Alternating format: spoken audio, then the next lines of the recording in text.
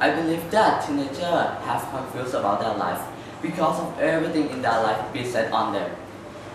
They will confuse about which way they will go. In this age, teenagers take a lot of problems such as a problem about their friend, their love, their study, or someone should work and study in the same time. Someone may try it with their life.